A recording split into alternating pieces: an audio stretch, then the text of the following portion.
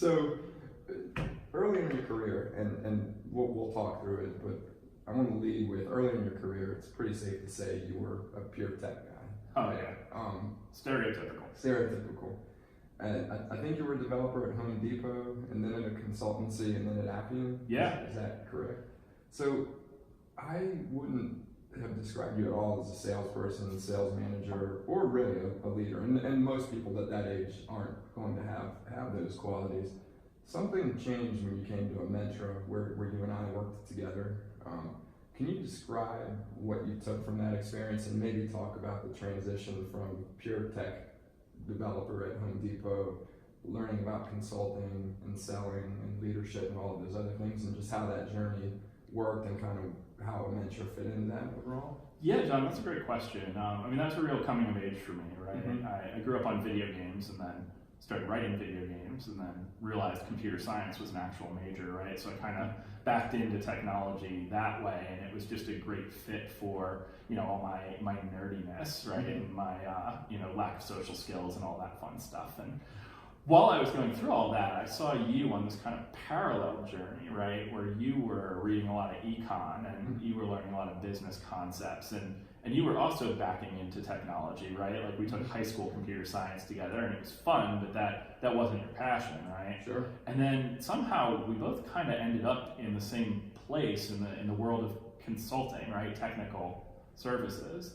And I think it was at Amentra where I really saw that there was a broader world out there and an ability to create your own destiny beyond just writing software, right? And I realized I was behind in a lot of skills, right? There was a lot of relationship stuff with clients that had never been on my radar before, right? It was like I got to the next level of a video game and realized that it was much tougher than anything I had prepared for, right? And I knew that in order to get to the next level in life, I needed to learn a lot of those business skills and learn, account management and how to staff a team. And ones and zeros had almost nothing to do with it, right? I mean, who you hire is actually much more of a predictor of your success than whether you happen to know the ones and zeros. And how you lead them and how you manage absolutely them. And you got me into a lot of books, whether it was Call Me Ted or some of the other business stuff you were reading at the time about how people went from being executors to running a business to running an empire. And I realized that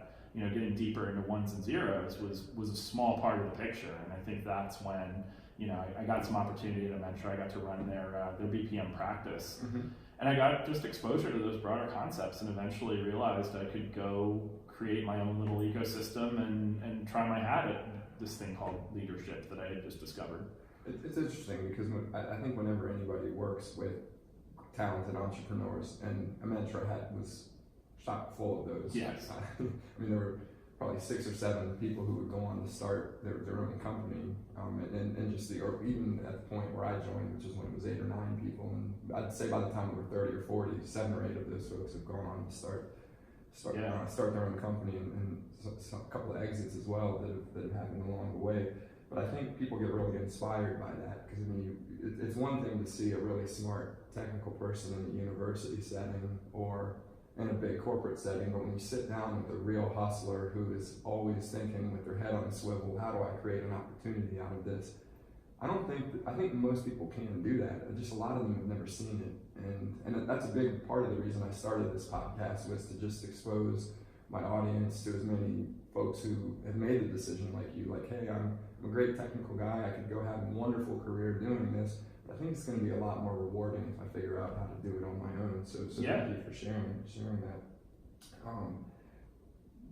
Can you give the folks an overview of Macedon, but also of Appian? We haven't really talked much about Appian yet. We did mention that you worked there for a little bit, but can you talk about what Appian is, what they've achieved, kind of where they are in their journey, your relationship to Appian, and then what Macedon does? Yeah, sure. I mean, Appian has been a big part of my life for probably the last 15 years. I worked there when they were a startup.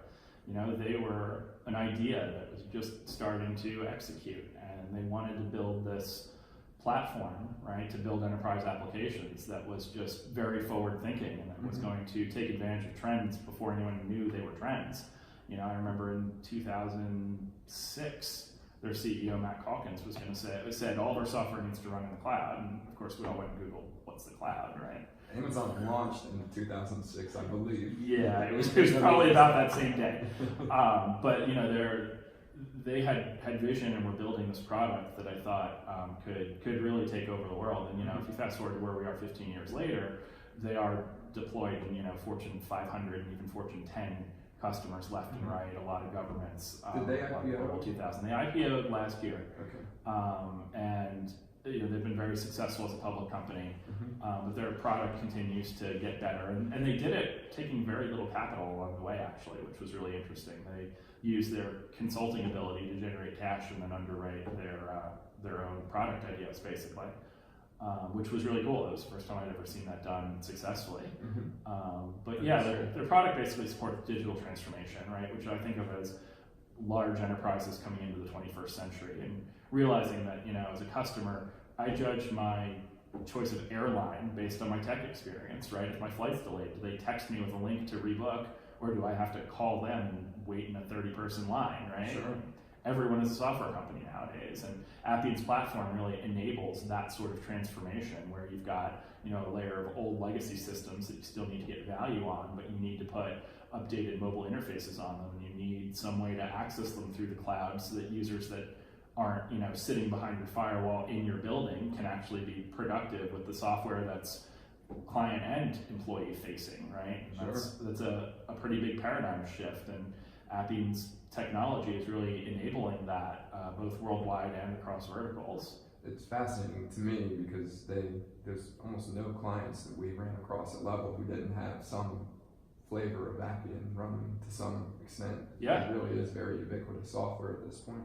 It is, and I mean, having been there when they were a startup, you know, that's amazing. At some point, you know, all these ideas converged, right? The stuff I had learned at Amentra about how a services company runs and what it takes to be successful with an enterprise client that you're developing software for, I realized that, you know, Appian had no dominant partner in their ecosystem, and at the time they were probably still too small to, you know, this was 10 years ago.